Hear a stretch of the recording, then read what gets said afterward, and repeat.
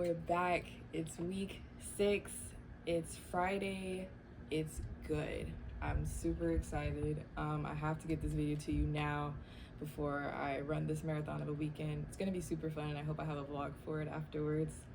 But I need to get this to you now because this is actually, I think, one of my favorite chapters, and it kind of clears the bull. It clears the bull and the ideals around being a creative and pursuing an artistic passion, career path, and just kind of the stipulations that come with that.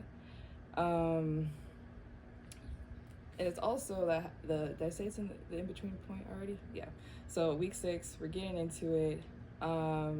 It is about recovering a sense of abundance. And it has just been like a long-running stale joke that creatives and artists don't make money. They don't make money. It's hard. If you're trying to be an artist, you might as well, I don't know, be what people, barista or line cook, which are all jobs that we absolutely need in society. Funny enough. So, but Cameron, how she introduces the chapter is kind of addressing your creator and your ideal of God. And she breaks it down into the God that you were born and raised to believe in, as opposed to the God that you want to believe in. So I'll read you the intro paragraph, and then hopefully that'll get me on a tangent. So starts off with the great creator. I am a believer, Nancy declares. I just don't believe God gets involved with money. Although she doesn't recognize it, Nancy carries 2 self-sabotaging beliefs. She believes not only that God is good, too good to do money, but also that money is bad. Nancy, like many of us, needs to overhaul her God concept in order to fully recover her creativity. For many of us, raised to believe that money is the real source of security, a dependence on God feels foolhardy, suicidal, even laughable.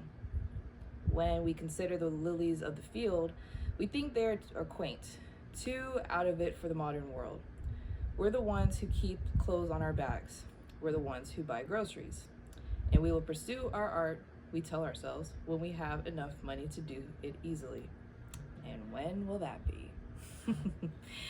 So, and she talks about how, like, we tend to use money as a block, and I used to use money as a block. I'm thinking like, oh, I need this type of equipment, I need this training, I need this tools. So because I don't have A, B, C, D, E, F, G, I can't have Z. And she's telling us like it's kind of a bullshit block because there are a lot of ways to be rich as a creative.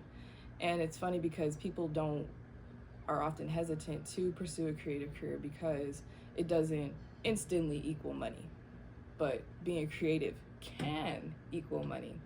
It's just not as set up, not as automated as your 9 to 5. You know, that is set security. That is, you're gonna go and you're gonna sign your hours for this paycheck, and there you go. You know, money's coming in. As a creative, it is a very, it is high risk, and it can also be low risk, but people immediately think it's high risk, but it's also can be very, very high reward. So let's see, she talks about with this God that we may have grown up with, when we think about pursuing, I don't know, painting, writing, acting, ABC, we may get this voice in our head that tells us, oh, it's silly. Bad word. It's silly, it's frivolous, it's careless, it's unpredictable, blah, blah, blah, blah, blah, blah. This is our stern God. Now, this stern God could be a figure in your past, someone you may have grown up with, someone you encountered once. It was a bad teacher. It could have been anybody, but this stern God it instills the belief in you that to create is basically foolish and you should do something sensible.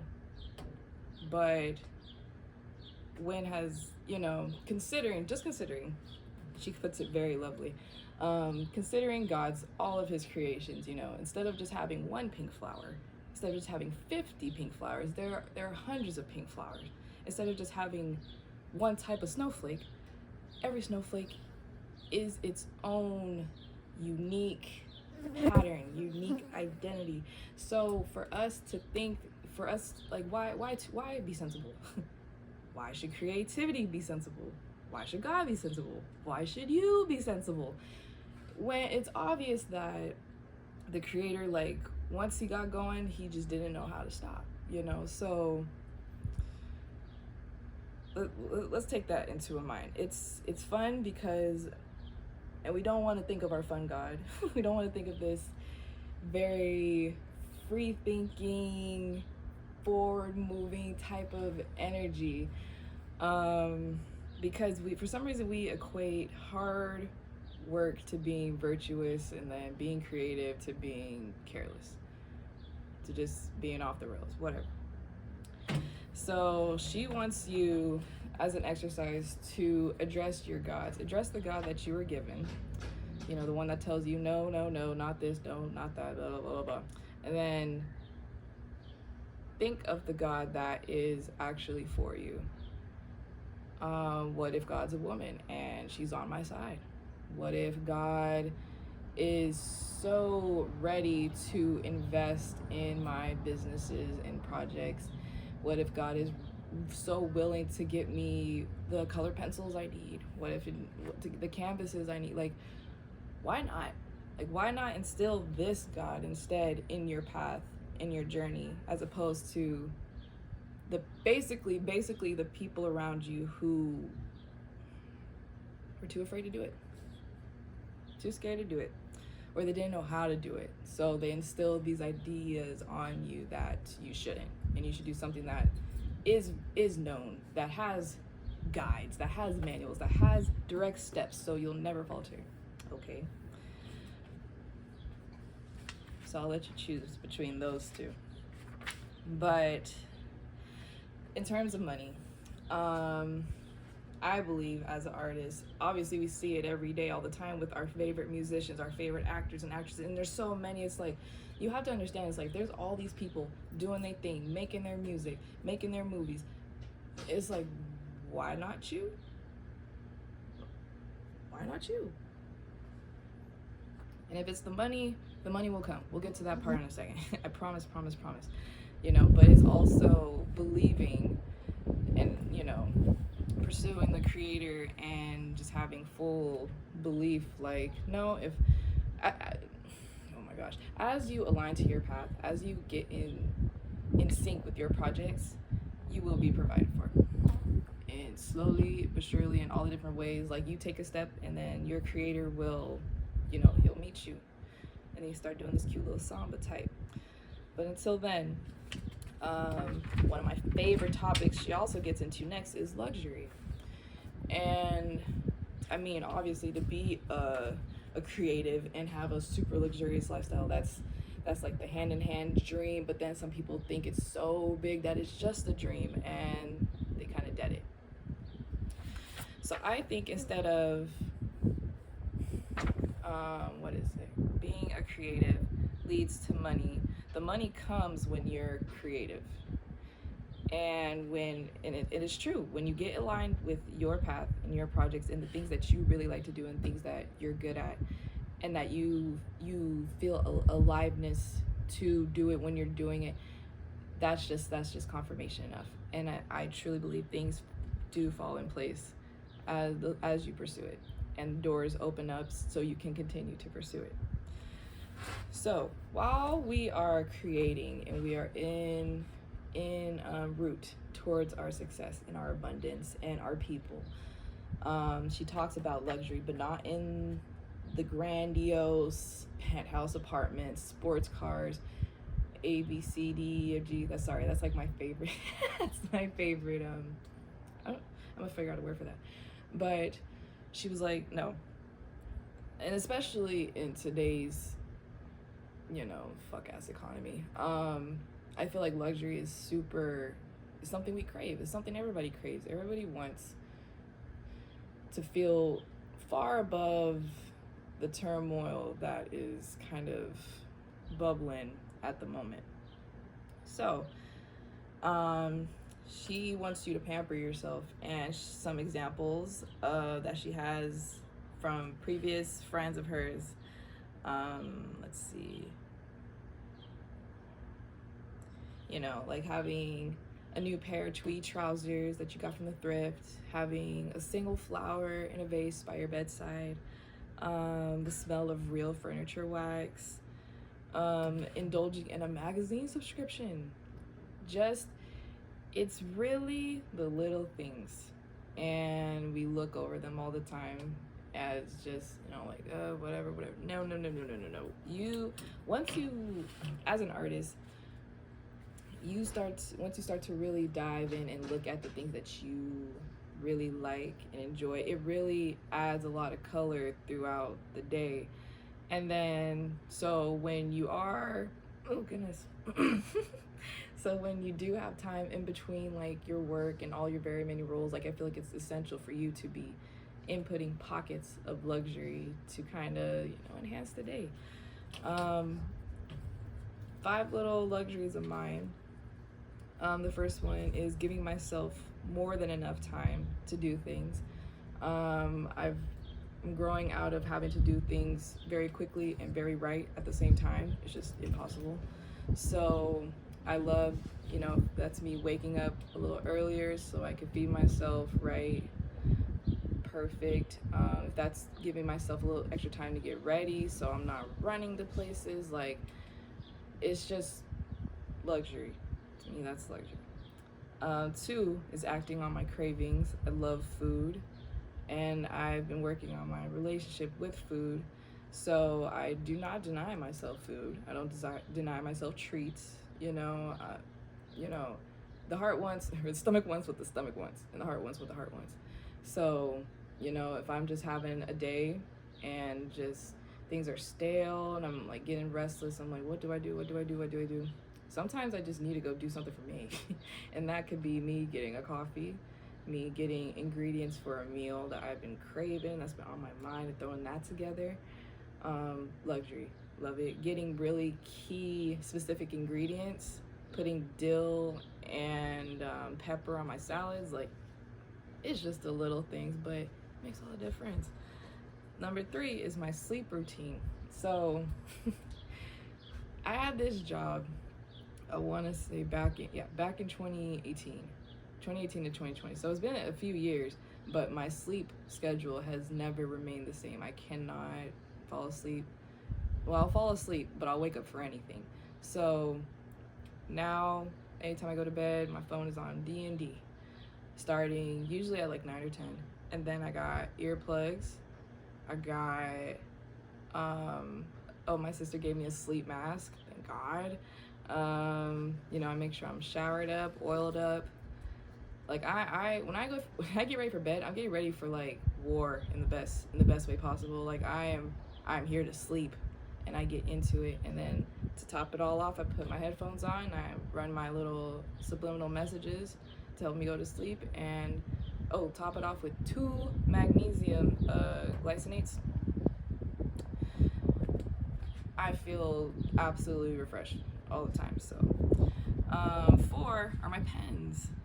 Yes, these little Johns right here. I only use the Pentel Energel 0.7 ballpoint pen. Only in black and blue, and this is the one and only pen like I truly love. And I get so mad when I run out, or when my dog chews on them. She's over here. So yeah, like just having a preference for, I don't know, stationery. And then my last thing is a $3 cup, which is this little cutie right here, and it has some palm trees. Because right now, a lot of my stuff is kind of scattered just between like a couple households because of my move. And I think around like a few weeks ago, it was kind of getting to me. I was just like, man, because I don't want to collect more stuff, especially if I am trying to move. So I was kind of denying myself little cutesy, trinkety items. But, I was at the store the other day and I was just like, I love the palm trees because it's kind of like, wherever I'm at, it's a vacation. So, and this has been, it's so simple, $3, but like, I love it. And it adds to everything I do, every drink I have. So please identify your little luxuries when you get the chance. Let's see. Yeah, she talks about a friend who buys raspberries, and that's like a week's worth of luxury because she sprinkles it on oatmeal, has it over a scoop of ice cream, mixes in with her fruit salad. Like, it's just something that keeps on giving, and it's so minuscule until it's not, I guess. And it just kind of becomes everything. So, but at the same time, ooh, hold on, I think I'm skipping ahead here. So with these little luxuries and things like that, she talks about how as artists, we tend to take pride in denying ourselves of little luxuries because of work. So she has another friend, a world famous artist, and you would think, someone who has such a prestigious type, who's at such a level in their career, is like, why wouldn't they be happy? And like this particular friend, what was it? I guess Julia Cameron. The friend was hold on. I don't want to misquote. Maybe I'll just read it to you. One of my friends is a world-famous artist of formidable talents. He is assured a place in history for his contributions to his field. He is sought after by younger artists and respected by older artists. Although not yet 50, he has been singled out for Lifetime Achievement Awards. Nonetheless, this is an artist suffering in the throes of artistic anorexia. Although he continues to work, he does so at greater and greater cost to himself. When he sometimes wonders to himself, why he sometimes wonders to himself, does his life's work now feel so much like his life's work? Why? Because he has denied himself luxury. Let me be clear that the luxury I'm talking about here has nothing to do with penthouse views, designer clothes, zippy foreign sports cars, or first-class travel. This man enjoys all those privileges, but what he doesn't enjoy is his life. He has denied himself the luxury of time with friends, time with family, above all, time to himself with no agendas of preternatural, new word, accomplishment. His many former passions have dwindled to mere interest. He is too busy to enjoy pastimes. He tells himself he has no time to pass. The clock is ticking, and he is using it to get famous. And then she goes in talking about how she, at the time, had bought a horse. She tells a friend she buys a horse, and then the friend immediately goes into his wet blanket mode, which I love that term because we all have a wet blanket in our life. So what I mean by that is he starts getting on to like, oh, well, I hope you'll have time to write it, because the older you get, the less and less you get to do, and this and that, just droning on, just being fucking negative. And this comes from a lack of time. It is very, we don't, I think, how do I put it? Because the opposite is time affluence, and to be time affluent is to be rich in time. And I think as a creatives are very rich in time because they spend all their time creating, and they're spending their time doing things that they really enjoy. So while the monetary, the physical money might not be coming in consistently all the time, what the artist has is time affluence, and to have that richness equates to far greater happiness than economic riches. When you are strapped for time and you just don't have time to do things that you want, you will, I think it's like a physical and a mental toll it takes on you. It's straining you, because you don't have time and you're giving all of your time to work, to a dollar. That, I mean, yeah, 2 cents and to a dollar. And I'm not gonna sit here and tell people to not go get a dollar. Like, what? But my thing is to take pride in always pouring 100% of yourself into your work, and then complain that you don't have time for this, that you aren't building the relationships that you want, that you are not happy. Like, that's gonna come, unfortunately to say. Like, it's a twisted ass handoff. It is, especially in today's time, because money is such a focal point of security for so many people. To tell someone like, oh, I think I'm actually going to pursue my book, people are gonna be like, girl, if you don't get in the fucking field, like, so you will run into a lot of wet blanket people, but you have to understand the position that they're in and that they're coming from.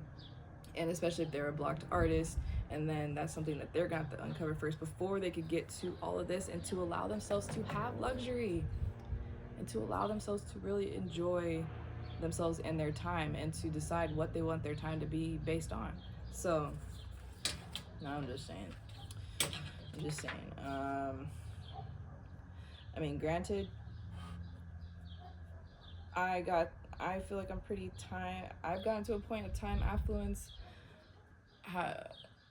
Yes, I feel very time rich, and I've also become a lot happier, but then, that comes with the compromise of having maybe a job with lesser hours. But then I feel like with that extra time, you can create opportunity design. If you are able, and if you are also, not also, if you are currently in the job market, job search, or if you just have extra time and you don't want to have that constant nagging feeling of, oh, I should be working, I want you to go create. I want you to go find out something that you've been wanting to build, a world you've been wanting to design, go make it. There's an audience for it.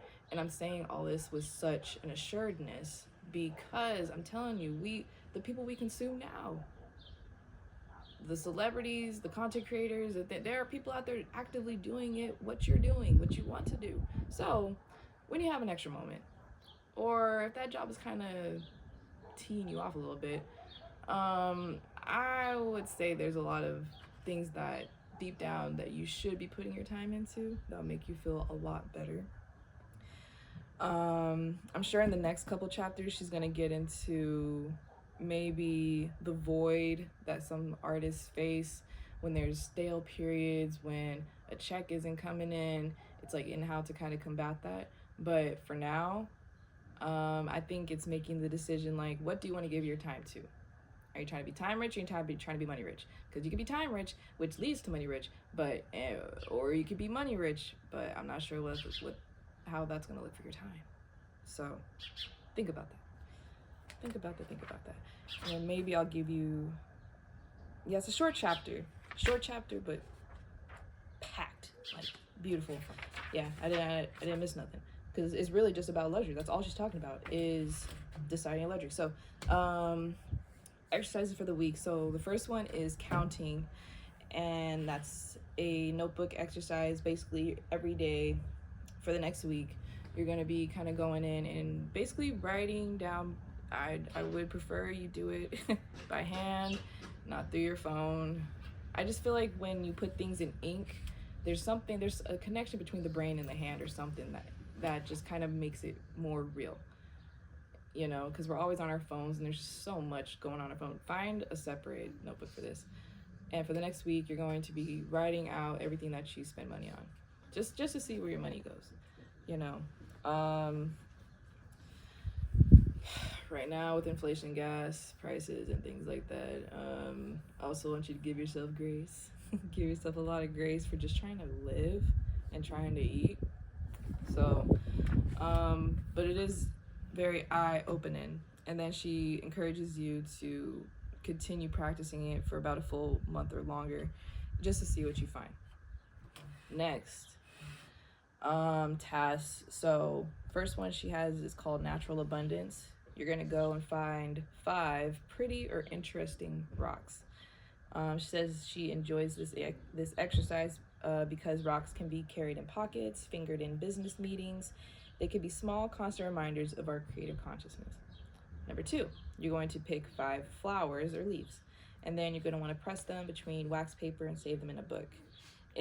Yes, it was a kindergarten kind of activity, but this kindergarten activities are how you get some of your best play out, some of your best content out. So try it, just saying. 3, clearing. You're gonna throw out or give away 5 pieces of ratty clothing. And then number 4, she wants you to bake something, or if you have a sugar problem, make a fruit salad.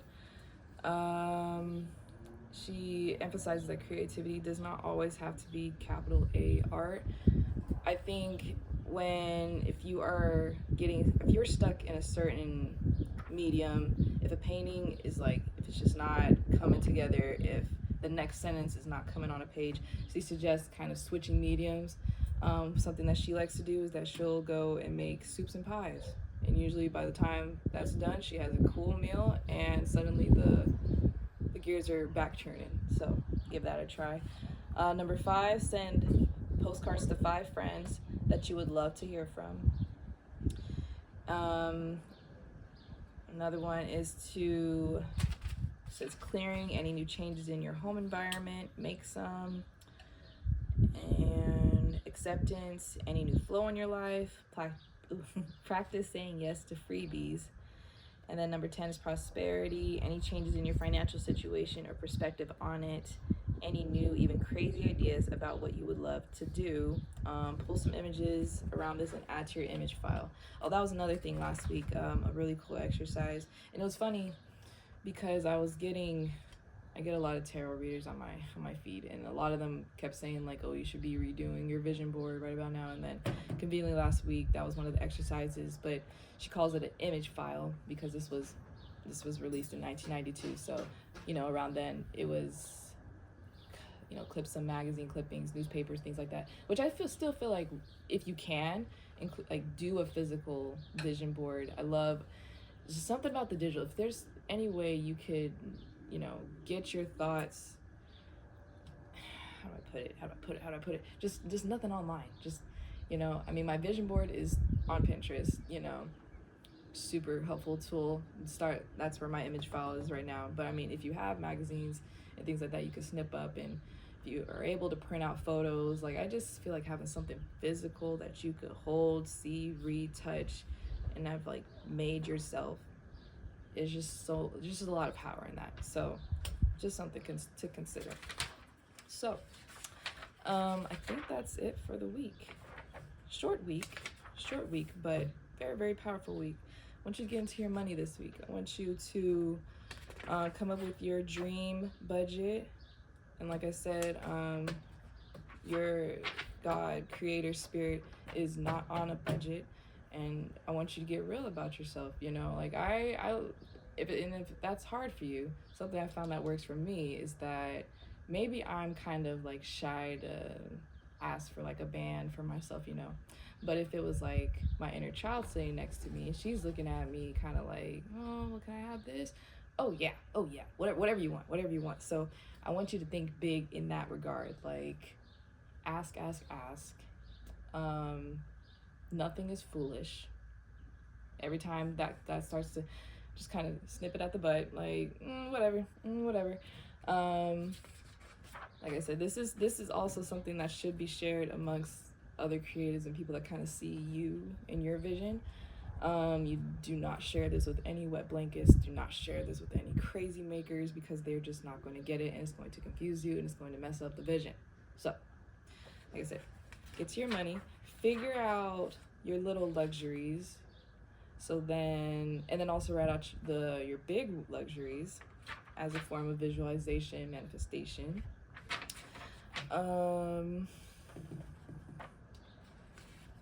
Decide your God.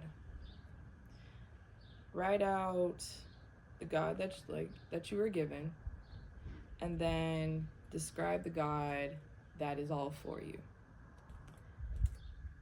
And this weekend, work with that God instead. And just see what happens. Just see. Yeah. That's how you know the video's ending, when I'm just like, yeah. So with that, I would love to hear like what other little luxuries that you guys indulge in day to day, so that I can add it to my list too, because it's just so many little things.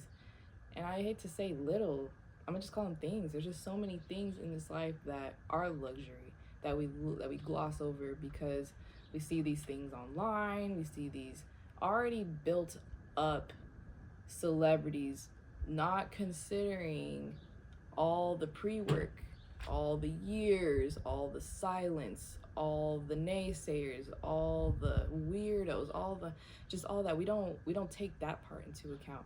So I want you to know, like, your creative journey, it is a noble, badass endeavor, and it is unlike anything you're gonna see. So when you become discouraged by the unknown and you're facing the unknown, I want you to know that you're doing it right. You're doing it right because this is your path. So why would your path be on Google? Why would your path be on someone's Pinterest board? Pursue. Try things out. Keep them to yourself maybe for a little bit. Share with the right people. Decide what luxury is to you. Go get those luxurious things this weekend.